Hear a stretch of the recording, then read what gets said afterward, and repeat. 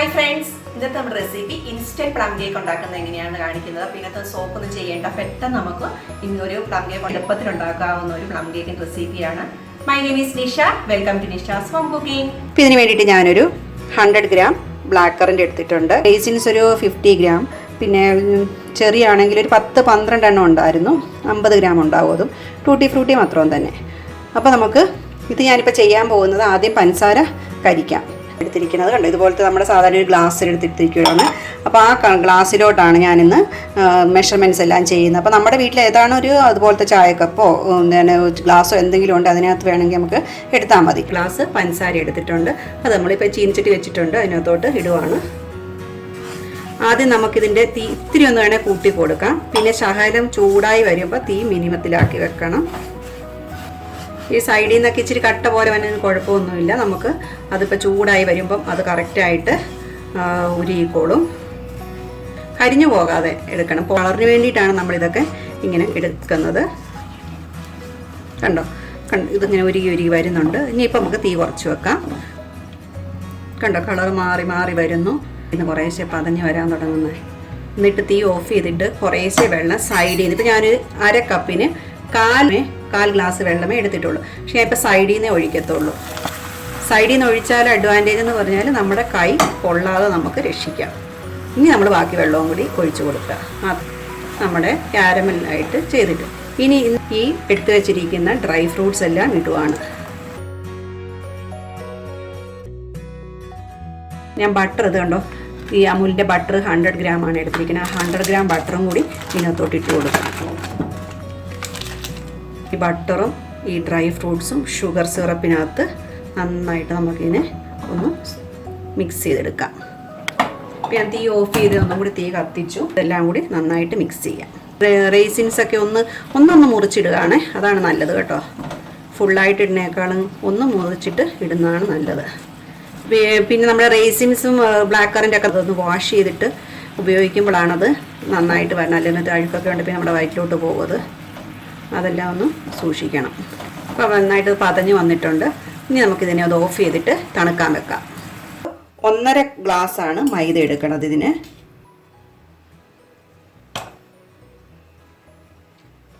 അപ്പോൾ 1.5 ഗ്ലാസ് മൈദ എടുത്തിട്ട് baking soda 1/4 teaspoon, baking powder 1 teaspoon.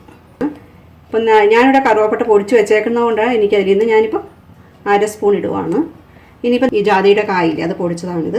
ഇതൊക്കെ നിങ്ങൾക്ക് പഞ്ചസാര കൂടി വേണമെങ്കിലും പൊടിച്ചെടുക്കാം. ഇത് ഗ്രാമ്പൂ, അത് 1/4 ടീസ്പൂൺ ഇട്ടിട്ടുണ്ട്. ബട്ടറിനകത്ത് ഉപ്പുണ്ടായിരുന്നതുകൊണ്ട് ഞാൻ ഉപ്പ് ചേർക്കുന്നില്ല. ഇനിയിപ്പോൾ നിങ്ങൾ ഓയിലാണ് എടുക്കുന്നതെങ്കിൽ ഇപ്പോൾ ബട്ടറിന് പകരം ഓയിൽ വേണമെങ്കിലും ചേർക്കാം. ഓയിൽ എടുക്കുന്നെങ്കിൽ 1/2 ടീസ്പൂൺ ഉപ്പും കൂടി ഇട്ടുകൊള്ളുക. ഡ്രൈ ജിഞ്ചർ പൗഡർ അത് നമ്മൾ പൊടിച്ചെടുത്താൽ മതി. ഇതൊരു 1/2 ടീസ്പൂൺ ഇടുന്നുണ്ട്. ഓറഞ്ച് തൊലി ഉണങ്ങി പൊടിച്ചതാണ്, അതൊരു 2 ടീസ്പൂൺ ഇടുന്നുണ്ട്.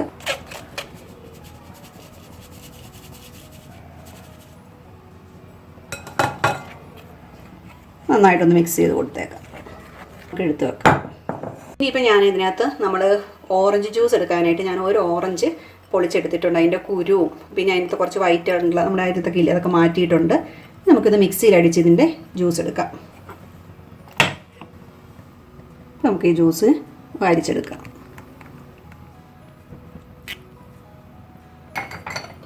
നമുക്ക് ഈ ജ്യൂസ് ഇവിടെ എടുത്ത് വെക്കാം. പൊടിച്ച പഞ്ചസാര 1 ഗ്ലാസ് എടുക്കുവാണ്. പൊടിക്കാത്ത പഞ്ചസാര എടുക്കുവാണെങ്കിൽ ഈ ഗ്ലാസ്സിനേക്കാളും ഒരു 2 ടേബിൾ സ്പൂൺ കുറച്ചെടുത്താൽ മതി. കാരണം പൊടിച്ച് വരുമ്പോൾ അത് 1 ഗ്ലാസ് ആയിക്കോളും. ഇതിപ്പോൾ ഒരു മിക്സിയിലോട്ട് ഇടുവാണ്.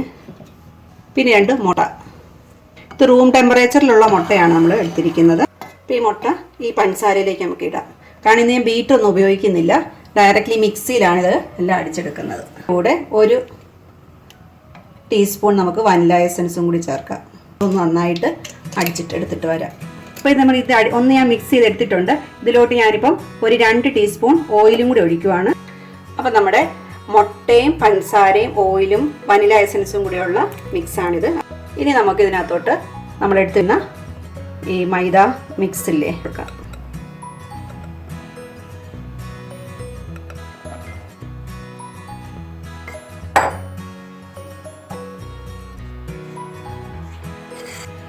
ഇപ്പം നമ്മൾ ഈ മൈദയും കൂടി ഇട്ടതിന് ശേഷം ഇനിയിപ്പം നമ്മൾ നേരത്തെ ബോയിൽ ചെയ്ത് വെച്ചിരിക്കുന്ന ഫ്രൂട്ട്സിൻ്റെ മിക്സ് നമുക്ക് ഇതിനകത്തോട്ട് ഇട്ട് കൊടുക്കാം.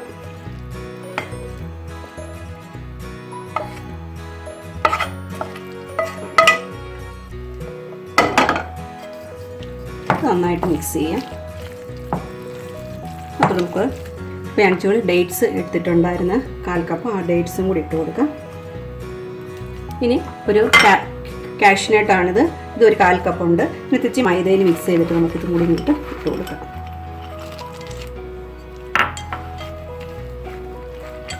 ഇനി നമുക്ക് ഇച്ചിരി ഓറഞ്ച് ജ്യൂസ്,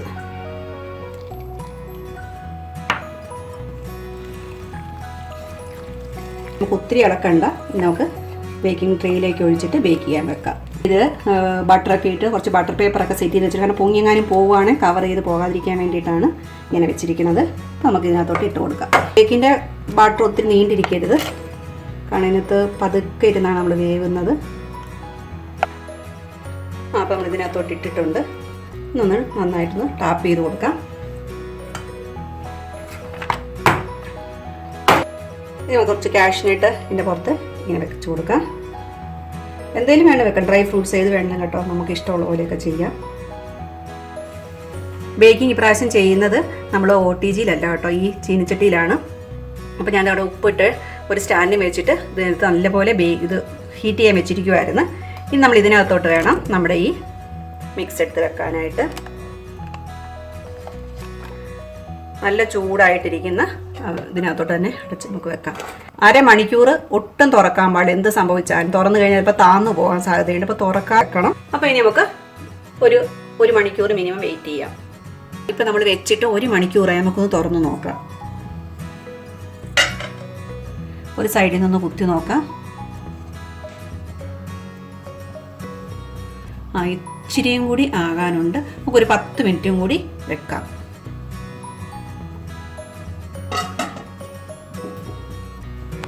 അപ്പോൾ ഇപ്പോൾ 10 മിനിറ്റും കൂടി കഴിഞ്ഞു. ഇപ്പോൾ 1 മണിക്കൂറും കഴിഞ്ഞ് ഒരു 1.25 മണിക്കൂറായി. ഇപ്പോൾ നമുക്ക് ഇതൊന്ന് തുറന്ന് നോക്കാം. നമുക്കൊന്ന് കുത്തി നോക്കാം. സൈഡ് 1-2 സൈഡ് നമുക്ക് കുത്തണം, എന്നാലേ ഇത് കറക്റ്റായിട്ടായോന്ന് അറിയാൻ പറ്റുള്ളൂ. ഇതിവിടെ ഒന്ന് കറക്റ്റാണ്, ക്ലിയറാണ്. നമുക്ക് ഇവിടെയും കൂടി നോക്കാം. ഇവിടെയും ക്ലിയറാണ്. സെൻറ്ററും ക്ലിയറാണ്. അപ്പോൾ ശരിക്കും ആയിട്ടുണ്ട്. നമുക്കിനി ഓഫ് ചെയ്യാം. ഇനി പുറത്തെടുത്ത് വെച്ചിട്ട് തണുക്കാൻ വെക്കണം. പുറത്തെടുത്ത് വെക്കാം തണുക്കാൻ.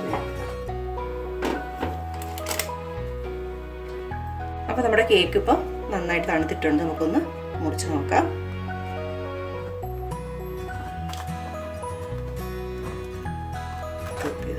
നമ്മുടെ നല്ല രസമുള്ള കേക്ക് വന്നിട്ടുണ്ട്. നിറയെ ഫ്രൂട്ട്സൊക്കെ ആയിട്ട് നല്ല സോഫ്റ്റ് ആയിട്ടുള്ള കേക്കാണ് വന്നിരിക്കുന്നത്. അപ്പോൾ എല്ലാവരും ഒന്ന് ട്രൈ ചെയ്ത് നോക്കുക. വളരെ ഈസി ആയിട്ട് ഉണ്ടാക്കാൻ പറ്റിയ കേക്കാണ്. Thanks for watching. പുതിയൊരു വീഡിയോ ആയിട്ട് കാണുന്നവരെ എല്ലാവർക്കും ബൈ.